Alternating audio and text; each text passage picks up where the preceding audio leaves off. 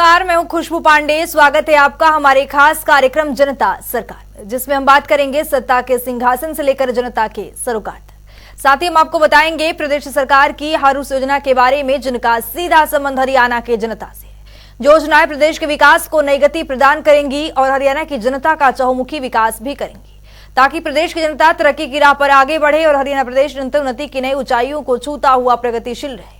तो अगले 30 मिनट तक बने रहिए हमारे साथ और देखते रहिए जनता सरकार।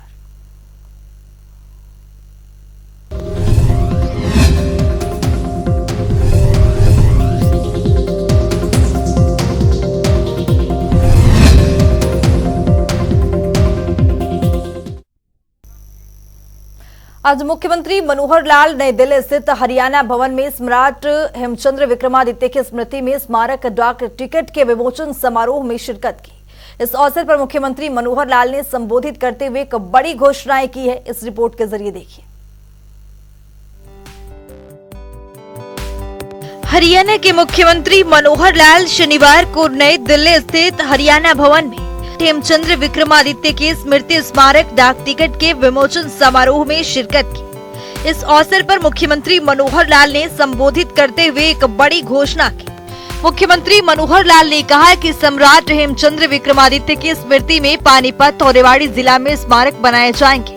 संत महापुरुष सम्मान एवं विचार प्रसार योजना के तहत दोनों जिलों में 4 से 5 एकड़ भूमि में ये स्मारक बनाए जाएंगे, ताकि हेमचंद्र विक्रमादित्य की शौर्य गाथा आने वाली पीढ़ियों को प्रेरणा देने का कार्य करे।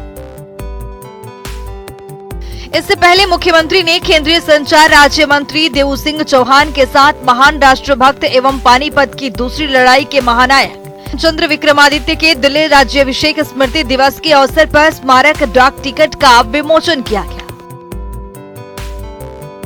मुख्यमंत्री मनोहर लाल ने कहा कि जिन संत महापुरुषों ने समाज में जागृति लाने और देश की एकता, अखंडता और गौरव बढ़ाने का काम किया है, वर्तमान राज्य सरकार ने संत महापुरुष सम्मान एवं विचार प्रसार योजना के माध्यम से उनके जीवन परिचय और शिक्षाओं को आगे बढ़ाने का काम किया है। जबकि पूर्व में ऐसी परंपरा जारी थी कि अपने या अपने पिता और दादा के नाम को आगे बढ़ाया जाता था।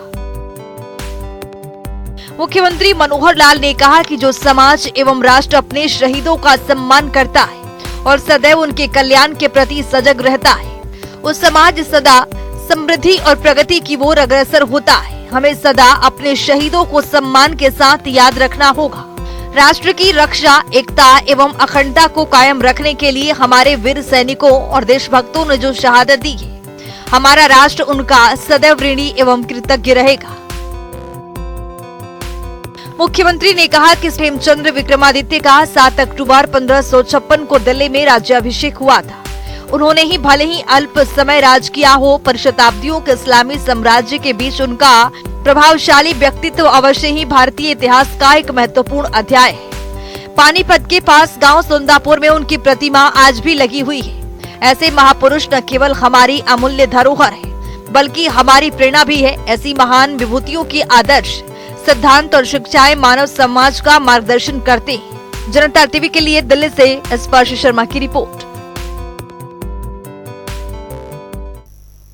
सीएम की विशेष चर्चा कार्यक्रम के तहत मुख्यमंत्री मनोहर लाल ने स्कूल प्रबंधन समितियों के सदस्यों के साथ सीधा संवाद किया।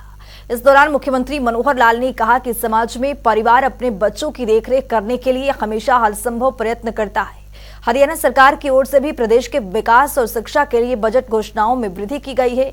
इस रिपोर्ट के जरिए देखिए। हरियाणा के मुख्यमंत्री मनोहर लाल ने शनिवार को नई दिल्ली में विशेष चर्चा कार्यक्रम के तहत वीडियो कॉन्फ्रेंसिंग के जरिए स्कूल प्रबंधन समितियों के सदस्यों से सीधा संवाद किया। इस दौरान मुख्यमंत्री मनोहर लाल ने बताया कि समाज में परिवार अपने बच्चों की देखरेख करने के लिए हमेशा हर संभव प्रयत्न करता है। साथ ही उन्होंने कहा कि हरियाणा में लगभग 6 से 18 वर्ष के 47 लाख से ज्यादा बच्चे स्कूलों में पढ़ते हैं। 20 से 22 लाख प्राइवेट स्कूलों में। मेरे हरियाणा निवासी नागरिकों, भाइयों बहनों, आज जैसा हर शनिवार को हम लोग किसी न किसी विषय पर चर्चा करते हैं, आज एक विशेष चर्चा आप लोगों से मैं करने जा रहा हूं।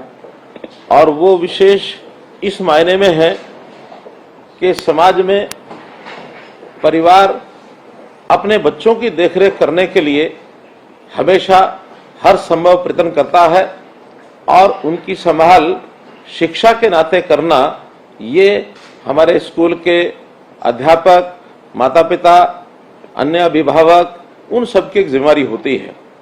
स्कूल अपना काम करते हैं, स्कूलों में, विद्यालयों में हमारे विद्यार्थी पढ़ने के लिए हम भेजते हैं, दाखिला लेते हैं, लेकिन केवल मात्र अध्यापकों की पढ़ाई तक ये विषय सीमित नहीं रहता। उन बच्चों की उचित देखभाल करने के लिए अन्य व्यवस्थाएं भी करनी होती हैं। हमारे यहाँ हरियाणा में जैसा हमको पता है कि लगभग 6 वर्ष से 18 वर्ष तक के 47-48 लाख बच्चे ये स्कूलों में पढ़ते हैं। 20 से 22 लाख प्राइवेट स्कूलों में हैं, इतने ही लगभग सरकारी स्कूलों में हैं। एक 3 से 4 लाख बच्चे ऐसे भी हैं जो शायद कुछ अनरिकॉग्नाइज्ड स्कूल हैं उनमें पढ़ते हैं, अथवा गुरुकुलों में, मदरसों में ऐसी कुछ व्यवस्थाओं में हैं जिनके बारे में ठीक से हमारे पास रजिस्ट्रेशन भी शायद नहीं है। और कुछ बच्चे ऐसे भी होते हैं जो अपनी पढ़ाई बीच में छोड़ देते हैं, जिनको ड्रॉप आउट कहते हैं। आखिर हमारी चिंता 6 से 18 साल तक के इन सब बच्चों की स्कूल शिक्षा विभाग की ओर से हमने उनके जिम्मे लगाया है कि एक एक परिवार में जाकर के इन बच्चों की वो जानकारी लें और लेकर के हर बच्चे की पढ़ाई, अच्छी व्यवस्था ये सुनिश्चित करें। मुख्यमंत्री मनोहर लाल ने बताया कि विद्यालयों की व्यवस्थाएं सरकारी तौर पर बहुत सी व्यवस्थाएं की जाती हैं। मुख्यमंत्री ने ये भी बताया कि हरियाणा में लगभग 14,000 से ऊपर सरकारी स्कूलों की संख्या है, जिसके लिए स्कूल मैनेजमेंट कमेटी बनाई गई है। विद्यालयों की व्यवस्थाएं सरकार के तौर पर बहुत सी व्यवस्थाएं बनाई जाती हैं। उन व्यवस्थाओं में उस प्रांगण का वातावरण कैसे हो, स्कूल की बिल्डिंग कैसी हो, वहाँ उस बिल्डिंग के अंदर शौचालय बने हुए हैं कि नहीं है, पीने के पानी की व्यवस्था है कि नहीं है, खेल का मैदान वहाँ है कि नहीं है, ड्यूअल डेस्क हर स्कूल में है या नहीं है, हर प्रकार का सिविल स्ट्रक्चर भी उचित हो, स्कूल के जाने का मार्ग ठीक हो, उसकी चारदीवारी हो। इन सब व्यवस्थाओं पर सरकार भले ही ध्यान देती है, लेकिन बहुत बार ऐसा ध्यान में आता है कि स्कूलों की संख्या बड़ी होने के नाते से, जैसा हमको पता है कि हरियाणा में सरकारी स्कूल ही अगर संख्या गिनते हैं तो लगभग 14,000 से ऊपर सरकारी स्कूल हैं। इतनी बड़ी संख्या में उन स्कूलों की देखरेख करना शायद सरकार के किसी अधिकारी के कंट्रोल में आना संभव नहीं है। तो इनकी देखरेख करने के लिए जो योजना बनाई गई है वो है स्कूल मैनेजमेंट कमिटीज, SMCs। और आज मैं जहां तक समझता हूं, मैं जिन लोगों से बातचीत कर रहा हूं, आप सब लोग ऐसे स्कूल मैनेजमेंट कमेटी के मेंबर्स, उनको सबको बुलाया गया है ताकि हम अपनी बातचीत इनसे कर सकें और आपसे अलग से कुछ सुझाव भी मिलेंगे तो उस पर भी हम पालन करेंगे। तो इन स्कूल मैनेजमेंट कमेटी में चाहे वहां हमारे बच्चों के माता पिता हों, अथवा अध्यापकों का प्रतिनिधित्व करने वाले कुछ अध्यापक हों, या जनप्रतिनिधि, उस गांव का जनप्रतिनिधि भी उसके अंदर हम शामिल करते हैं। ऐसे 10 से लेकर के और 15-16 तक की संख्या इन जो स्कूल मैनेजमेंट कमिटीज हैं इसके अंदर रखी जाती है। इसकी नियमित हम लोग बैठकें करते हैं और नियमित बैठकें करने के बाद वहां की व्यवस्थाओं के सवाल करने के लिए हमारी अपेक्षा है कि स्कूल मैनेजमेंट कमेटीज ये जो है प्रमुख रूप से जो काम करने की बात आती है, उन विद्यालयों की सब गतिविधियां उनका वो ध्यान रखें। बच्चों की परीक्षा जब होती है उस समय की संबंधी की जानकारियां वो भी रखें, और अभिभावक जो वहां हमारी मैनेजमेंट कमेटी के अतिरिक्त अभिभावक हैं उनको उसकी जानकारी भी दें। सब बच्चों की जानकारियां उन अभिभावकों तक कैसे पहुंचे, इनकी व्यवस्था वो लोग करें।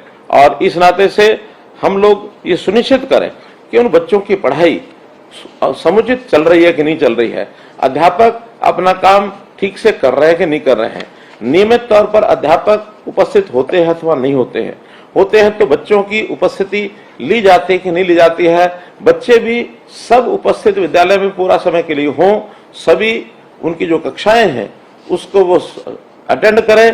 कहीं बीच में बच्चे छोड़ करके कई बार घरों में चले जाते हैं, वो भी ना जाएं। बच्चों का विकास के नाते से जैसे योग आदि की व्यवस्था है वो भी देखनी होती है। खेल में बच्चे कहीं अपना भाग लेते हैं कि नहीं लेते हैं, आखिर बच्चों के मानसिक विकास, बौद्धिक विकास के साथ साथ उनका शारीरिक विकास ये करना भी बहुत आवश्यक होता है। तो इस हिसाब से उन बच्चों को आगे बढ़ने के लिए जो गैर शैक्षणिक कार्य हैं उन कार्यों में भी बच्चों का विकास जो है वो जुड़ा होता है। मुख्यमंत्री मनोहर लाल ने बताया कि डिपार्टमेंट की तरफ से बच्चों को पाठ्य पुस्तक दी जाती है। बहुत से बच्चों को प्रोत्साहन राशि दी जाती है। ये राशि उन्हें प्राप्त हुई है या नहीं। साथ ही उन्होंने कहा कि विकलांग बच्चों के आने जाने की व्यवस्था की जाती है और बच्चों को मिड डे मील भी दिया जाता है। बच्चों को पाठ्य पुस्तकें दी जाती हैं। डिपार्टमेंट की ओर से जो पाठ्य पुस्तकें निःशुल्क रूप में दी जाती है उनको मिली कि नहीं मिली हैं, मिले हैं। अधिगम ये जो शिक्षण सामग्री है वो उनको मिली है कि नहीं मिली है। बहुत बच्चों को प्रोत्साहन राशि ये दी जाती है, वो राशि उनको प्राप्त हुई है कि नहीं हुई है। बच्चों की वर्दी वो उनको मिली है कि नहीं मिली है। विद्यालय में पुस्तकालय की व्यवस्था ये है या नहीं है, क्योंकि पुस्तकालय की व्यवस्था होना भी इसलिए अनिवार्य है कि बच्चे अपने सामान्य पढ़ाई के साथ साथ पुस्तकालय में अतिरिक्त ज्ञान के लिए उन पुस्तकों का कई बार उपयोग करते हैं। तो इस प्रकार से ऐसे बहुत से काम हैं जो बच्चों को पढ़ाई के साथ साथ उनकी व्यवस्था देखना, उनको ध्यान रखना, ये हमारा काम है। एक श्रेणी उसमें विकलांग बच्चों की भी आती है। तो विकलांग बच्चे, उनकी एक प्रकार से आने जाने की व्यवस्था, अगर कहीं चढ़ाई है उस स्कूल के कहीं फर्श पर तो उसको ऊपर चढ़ने के लिए वहां रैंप बने हैं कि नहीं बने हैं, उन बच्चों के बैठने की अलग से व्यवस्था है कि नहीं है। उनकी पढ़ाई भी कई बार विशेष चैलेंज जो बच्चे होते हैं उसकी पढ़ाई की व्यवस्था भी अलग प्रकार से करनी पड़ती है, वो उनको है कि नहीं है। बच्चों को मिड डे मील दिया जाता है, तो मिड डे मील भी बच्चों में इसका वितरण ठीक होता है कि नहीं होता है। भोजन उसकी क्वालिटी ठीक है या नहीं है, उसकी मात्रा ठीक है कि नहीं है। ठीक उचित मात्रा में जो उस भोजन की उष्णता है, उसका जो गर्म भोजन मिलने का उनको एक प्रबंध है वो होता कि नहीं होता है। कहीं भोजन की क्वालिटी ऐसी खराब न हो कि उनको उस भोजन के लाभ के बजाय उनको कोई हानि हो जाए।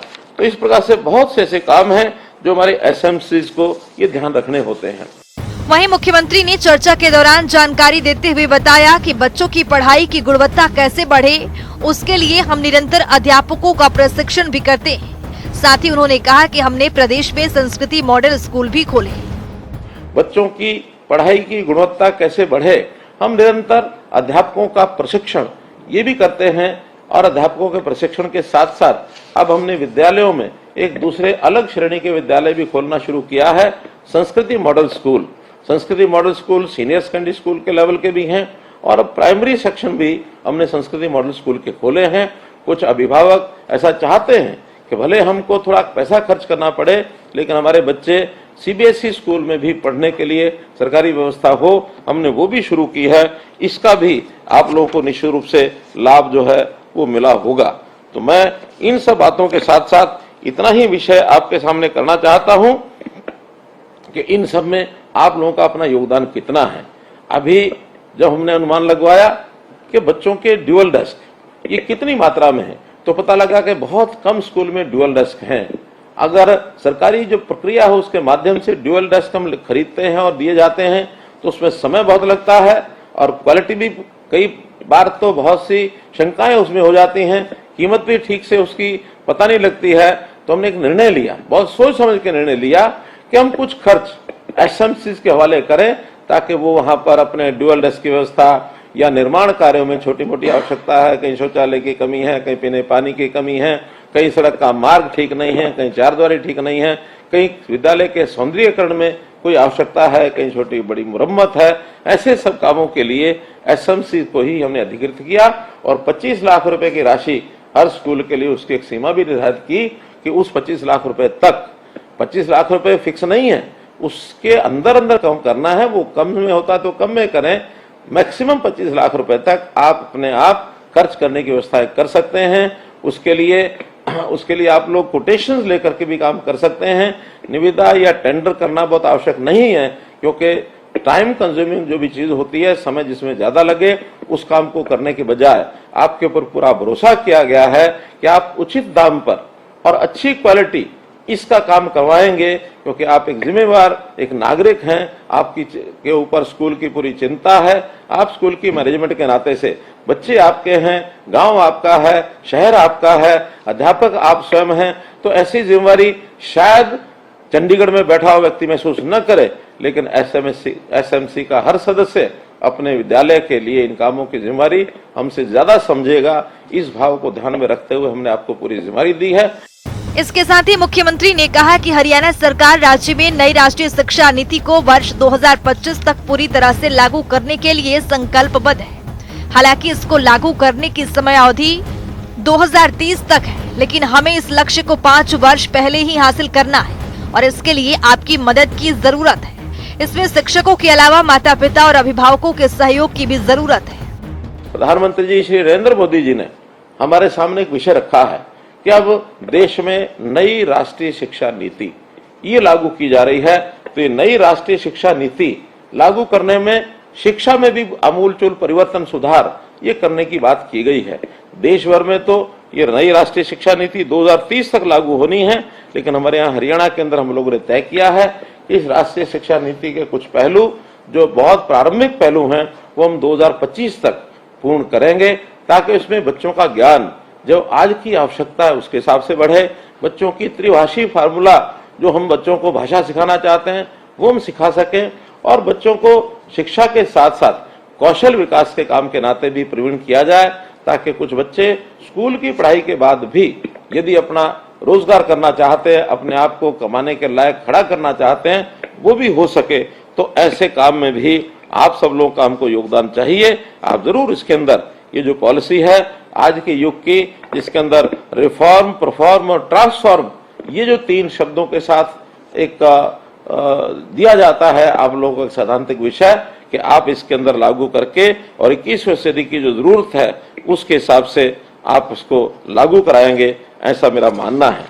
मैं ये भी मानता हूं कि हमको कुछ व्यवस्थाएं नई खड़ी करनी पड़ेंगी, ताकि बच्चों की शिक्षा का, बच्चों की उपस्थिति का, बच्चों के अध्यापक पूरी संख्या हुई कि नहीं हुई, जिस स्कूल में बच्चे कम हैं अध्यापक ज्यादा हैं वहां को भी हम ठीक कर सके, जहाँ अध्यापक बच्चे ज्यादा हैं अध्यापक कम हैं उसको भी हम ठीक कर सके। और हाँ, बहुत स्कूल ऐसे हैं जहाँ बच्चों की संख्या बहुत ही कम है, अर्थात 10 से लेके 15 तक भी बच्चे नहीं हैं, वहां भी अध्यापक कम से कम 2 यदि लगाए जाते हैं तो बड़ी कठिन व्यवस्था पड़ती है। ऐसा एक जिसको कहना चाहिए कि एक समान वितरण जो है अध्यापकों का भी ठीक हो सके, इसके ऊपर पूरा हम ध्यान रखे हुए हैं। बहुत जल्दी एक MIS एक हम प्रोग्राम बनाएंगे, जिसके अंदर हर विद्यालय में कितने बच्चे हैं, कितनी उनकी उपस्थिति होगी और कितने वहां अध्यापक हैं, कितनी आवश्यकता है, ताकि जल्द से जल्द उनको अध्यापक भेजे जा सके। अगर स्थायी नियुक्ति हमारे अध्यापकों की नहीं होगी तो हम जो अस्थायी तौर के ऊपर उनकी भर्ती करके भी उनको भेजेंगे, ये काम भी हम बहुत जल्दी करने जा रहे हैं। इस मौके पर स्कूल शिक्षा विभाग के अतिरिक्त मुख्य सचिव सुधीर राजपाल, मुख्यमंत्री के अतिरिक्त प्रधान सचिव और सूचना लोक संपर्क भाषा एवं संस्कृति विभाग के महानिदेशक डॉक्टर अमित अग्रवाल उपस्थित रहे। जनता टीवी के लिए दिल्ली से स्पर्श शर्मा की रिपोर्ट। वहीं आज मुख्यमंत्री मनोहर लाल ने नई दिल्ली स्थित इंडिया इंटरनेशनल सेंटर में राष्ट्रीय महिला पत्रकारों से संवाद किया। इस दौरान मुख्यमंत्री मनोहर लाल ने कहा कि महिला सशक्तिकरण के लिए हरियाणा में हमने बेटी बचाओ बेटी पढ़ाओ जैसे सफल अभियान चलाए हैं। बेटी के लिए महिला कॉलेज हमारी एक बड़ी सौगात रही है। इस रिपोर्ट के जरिए देखिए। मुख्यमंत्री मनोहर लाल ने शनिवार को इंडिया इंटरनेशनल सेंटर में राष्ट्रीय महिला पत्रकारों से संवाद किया। इस अवसर पर मुख्यमंत्री मनोहर लाल ने कहा कि आज से 50 से 60 साल पहले पत्रकारिता के क्षेत्र में महिलाओं की संख्या ना के बराबर थी और आज महिलाओं ने पत्रकारिता में अपना खास मुकाम हासिल किया है। विशेषकर इलेक्ट्रॉनिक मीडिया में महिला पत्रकारों का विशेष योगदान है। हरियाणा में महिला सशक्तिकरण पर बोलते हुए मुख्यमंत्री ने कहा कि हमारी सबसे बड़ी उपलब्धि हरियाणा में बेटी बचाओ बेटी पढ़ाओ अभियान की सफलता रही। सरकार बनते ही प्रधानमंत्री नरेंद्र मोदी ने उनसे कहा था कि हरियाणा कम लिंगानुपात के चलते काफी बदनाम है, ऐसे में सामाजिक जुड़ाव के साथ एक कार्यक्रम शुरू करें। 22 जनवरी 2015 को पानीपत से बेटी बचाओ बेटी पढ़ाओ अभियान की शुरुआत हुई और लिंगानुपात 1000 लड़कों के पीछे 871 से बढ़कर 927 तक पहुंचा। ये एक बड़ी उपलब्धि है, लेकिन हम अभी भी इसे संतुष्ट नहीं हैं। उन्होंने कहा कि इस अभियान में खाप पंचायतों और अन्य सामाजिक संगठनों की बड़ी भूमिका रही। मुख्यमंत्री मनोहर लाल ने कहा कि हमने 8 साल में 72 नए कॉलेज खोले, जिनमें महिला कॉलेज की संख्या अधिक रही।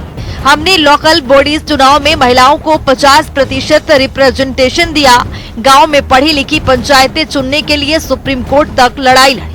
महिला सुरक्षा पर बोलते हुए उन्होंने कहा कि प्रदेश में 30 से अधिक महिला थाने खोले गए हैं। पुलिस में महिलाओं की भागीदारी 5% से बढ़कर 13% हो गई, जिसमें अब 15% कर रहे हैं। उन्होंने कहा कि आज हरियाणा की बेटियां खेल और विज्ञान के क्षेत्र में आगे बढ़ रही हैं। उन्होंने इसके लिए हिसार के एक विश्वविद्यालय के दीक्षांत समारोह का जिक्र भी किया, जिसमें विभिन्न विषयों में 20 में से 18 मेडल बेटियों ने हासिल किया। भ्रष्टाचार के खिलाफ अपने संकल्प को पुनः दोहराते हुए उन्होंने एक महिला पत्रकार द्वारा पूछे गए सवाल के जवाब में कहा कि हम भ्रष्टाचार को किसी भी सूरत में बर्दाश्त नहीं करते। इस अवसर पर उनके साथ मुख्यमंत्री के अतिरिक्त प्रधान सचिव सूचना जनसंपर्क एवं भाषा विभाग के महानिदेशक अमित अग्रवाल और मुख्यमंत्री के मीडिया सलाहकार राजीव जेटली भी मौजूद थे। जनता टीवी के लिए दिल्ली से स्पर्श शर्मा की रिपोर्ट।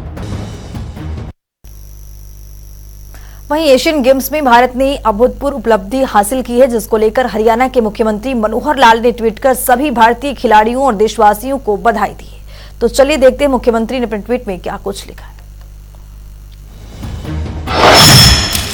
अपने ट्वीट में लिखा है, एशियन गेम्स में भारत की अभूतपूर्व उपलब्धि, भारतीय एथलीटों द्वारा अद्भुत लगन, विशिष्ट टीम संयोजन और अप्रतिम समर्पण से पहली बार हम एशियन गेम्स में 100 पदकों की उल्लेखनीय उपलब्धि तक पहुंच गए हैं।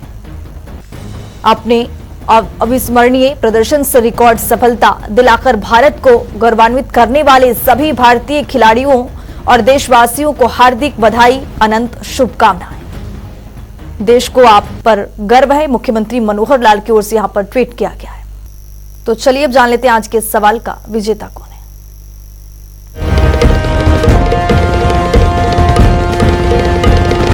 तो बात अब आज के विजेता की। जैसा कि आप जानते हैं, हर रोज एक नया सवाल पूछते हैं, सही जवाब देने वाले के नाम और तस्वीर अपने टेलीविजन स्क्रीन पर दिखाते हैं, साथ ही उसको उपहार भी देते हैं। तो आइए अब जान लेते हैं कल का हमारा सवाल क्या था और कौन है इसका विजेता। कल का हमारा सवाल था कि हरियाणा में दीनदयाल जन आवास योजना की शुरुआत कब की गई थी। इसका सही जवाब है भी साल 2016। ढेरों जवाब आए, लेकिन आज के हमारे विजेता हैं सुरेंद्र हुडा। सुरेंद्र, आपको बहुत बहुत बधाई। तो फिर पूछेंगे आज का सवाल, देखते रहिए जनता टीवी।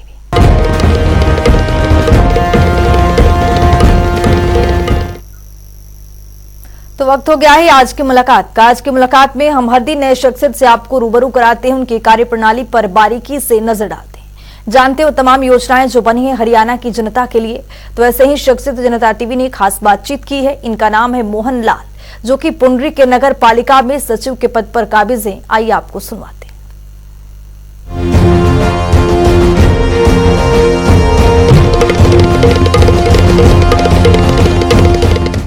नगर पालिका पुंडरी सीमा क्षेत्र में प्रधानमंत्री आवास योजना के तहत 2016 में रुद्राभिषेक कंपनी द्वारा सर्वे किया गया था, जिसमें लगभग 600 के करीब बेनिफिशियरी आइडेंटिफाइड हुए थे।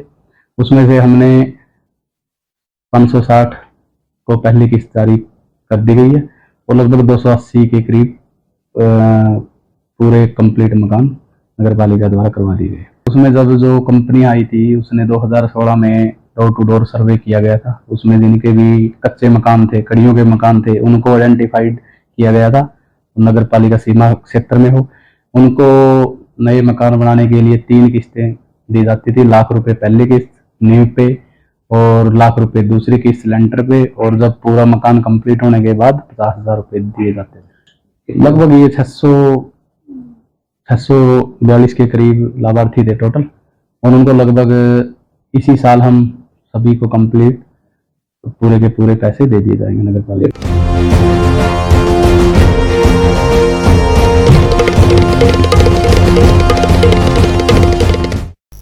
तो वक्त हो गया है आज के सवाल का। तो चलिए अब जान लेते हैं आज के सवाल में क्या कुछ।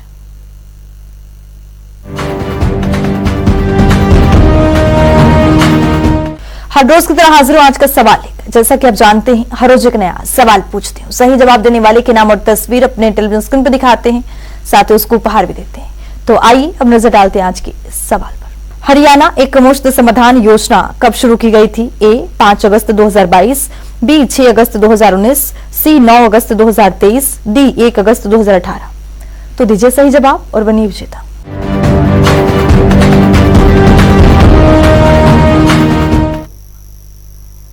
तो हमारे खास कार्यक्रम जनता सरकार में आज के लिए इतना ही। नमस्कार।